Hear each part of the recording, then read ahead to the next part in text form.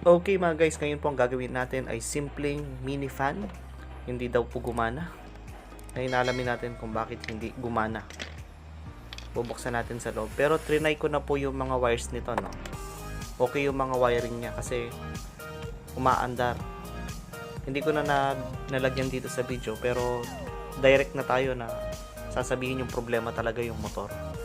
Yan, kasi matagal pong ginagamit din ito.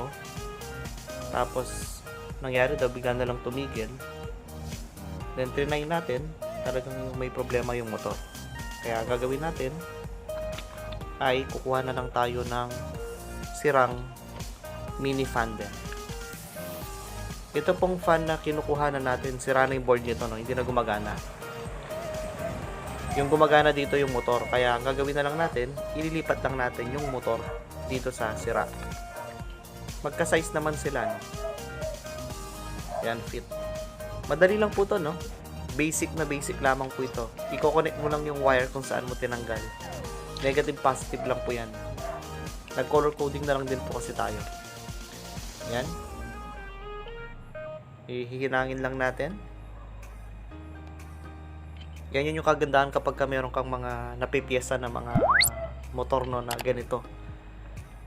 At least kahit pa paano magamit mo. Try natin. Yan. Okay, so ayos, no?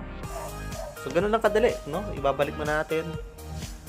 Tapos okay na. Ayan, no? Ito, nagugustuhan ko dito sa mga mini fan, no?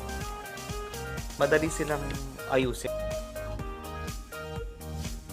Pero pag may stock ka ng motor na mga maliliit na pang electric fan na mini, ito, pwede mong gamitin dito.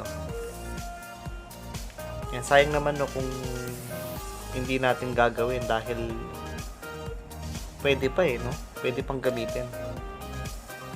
Yan yung mga basic na ganito. Wala pong wala pong kahirap-hirap na repair ng ganyan. Ayan, no? Okay na. So ito na. Yan. Ayos na yung ating mini fan. Iayos natin itong smiley.